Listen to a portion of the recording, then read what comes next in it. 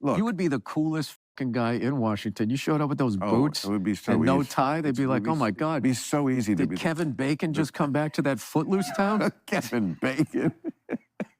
You could teach him how to dance, Bill. Yeah, I absolutely could. Bound to bound to make a bound to bound. You fucking get off your little private jet.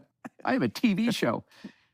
And you travel Southwest, is that right, Bill? I love Southwest. Really? I love the order. Is that how you travel? I love Southwest. Do you travel commercial? Most of the time, yeah. You do? Yeah. I won't lie, this is a bit of an indefensible take. Southwest is like supposed to be democratically organized. It is so bad though. Southwest is like what right-wingers think communism is. People are able to purchase like a line, like a better position on the line so they can have their pick of the litter. Except every single, like with the exception of the first row and I guess like the emergency exits, every single seat is dog shit. It literally is the right-wingers' understanding of communism or socialism. The true goal, obviously, and by the way, and that is because Southwest is a capitalist institution, the true goal should be to make it so that air travel across the board offers the same leg room that is like valid for every single fucking person on the flight. It's because it's equally shitty for all on Southwest. Their goal overall is to just like pack as many people as possible to make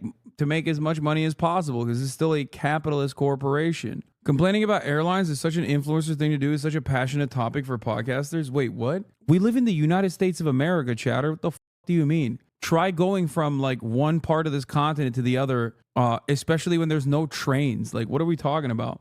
I drive? Okay, good luck. Come on, like you would spend a day in a train? I have. And it was a fucking joyful experience every single time. Whether it be the Surfliner on the coast of the California water line from San Diego to Los Angeles, obviously a much more elevated experience in the form of a bullet train going from Tokyo to Kobe. And in my childhood, I used to also frequently take the train in Turkey. Bigger plane, better pilots. You don't get knocked around as much. You're riding a fucking Cadillac. The only thing that sucks about commercial is boarding. That's it. Once you're there and you got your fucking shit up there, you're flying first class, which all first class is, if you never flown it, is they treat you like a human being. Oh my God, this is a one-to-one verbatim fucking HasanAbi take. The only difference between business class and economy, other than like the obvious legroom, is literally they treat you like a fucking human being. When you fly business class, they literally just treat you the way that like everyone is supposed to be treated. Oh God, I love him so much. No, he's not a HasanAbi head. It's just that we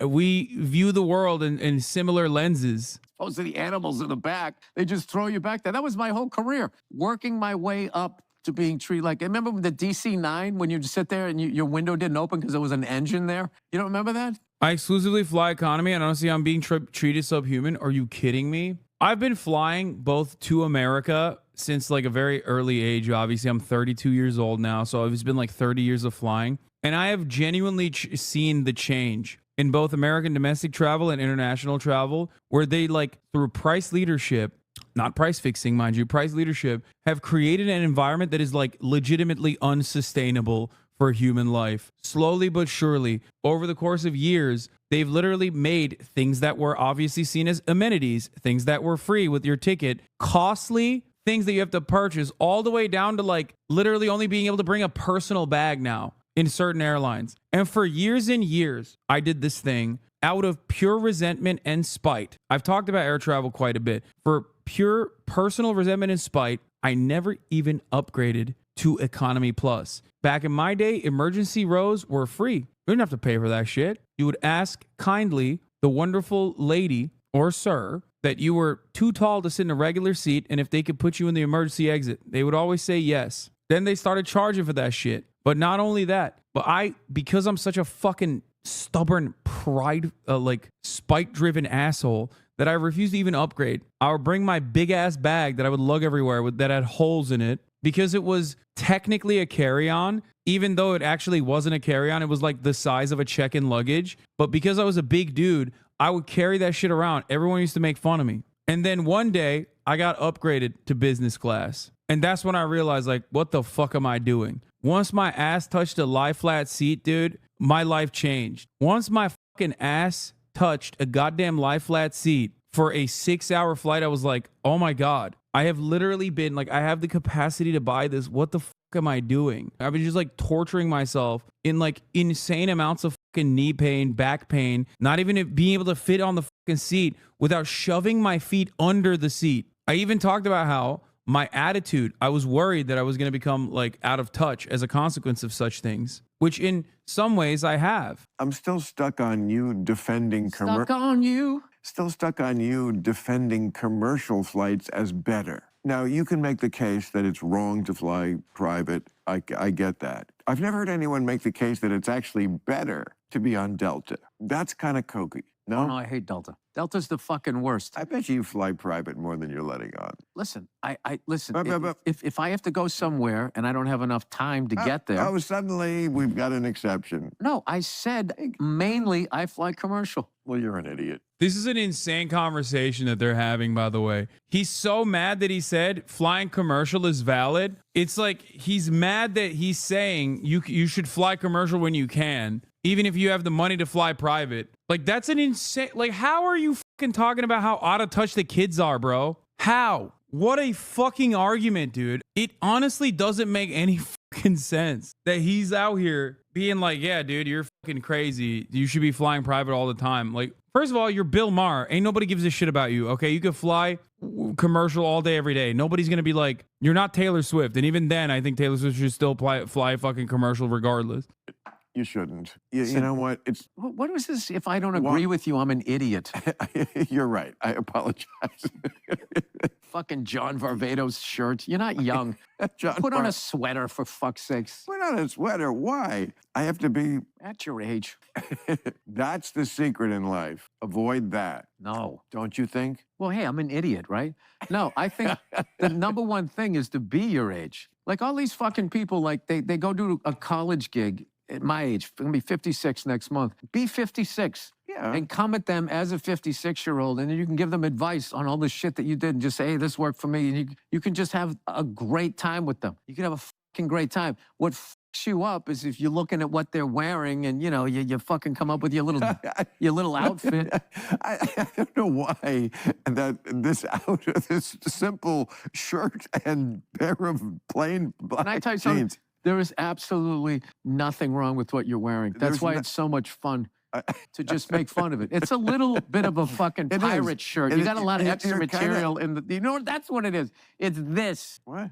First of all, you should have buttoned that if you actually were the gentleman you're trying to be. Button this? Oh, Yeah. you're right. But You had a woman in your but you're life, right. she It's wouldn't let you almo- go on camera like It's that. almost like a It's hard not to glaze this man, okay? I love him so much. Billy Bitch Tits, I know you don't know who I am, and I know you will never know who I am, but I fucking love you, man. I love you, big dog. I'm a certified yapper and a grade A glazer, okay? The amount of energy I spend glazing old Billy Bitch Tits, old Bilbo Baggins over here, literally is melting polar ice caps, okay? He would destroy you. I would let him destroy me.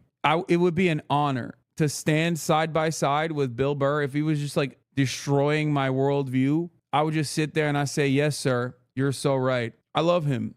He's phenomenal. He is a phenomenal person to be a spokesman for your cause, especially because he's, one, endlessly charismatic, and two, he does such a great job of like dismantling talking points while looking like an everyman, you know? He looks like a fucking average Joe. He sounds like an average Joe. Sounds like a fucking stevedore. He has hundreds of, I guess, you know, tens of millions of dollars at the very least, but he still ultimately lives a relatively ascetic lifestyle. He's a bald king. He just does such a good job. He does such a good job of like dismantling reactionary talking points in a way that convinces the audience that like his interlocutor is the insane one. He does such a good job of being like, dude, what are you saying? Like, he hits that line so fucking well. Stop fetishizing the bald. I will never stop fetishizing the balds. You can't stop me. It's not illegal. There are a couple people that I absolutely fucking glaze. And back in the day, it used to be Bernie Sanders, old Bernardo, LeBron James still to this day, and Bill Burr. Those are the three guys that are my goats, okay? Giannis Varoufakis and stuff like I also obviously love. Oh my God, he's also bald. Oh my God, oh my God. Oh my God. Wait, LeBron James, Giannis Varoufakis, Bernie Sanders, Bill Burr. Oh my God. All my heroes are bald. What the fuck? Lenin? Stop. Stop.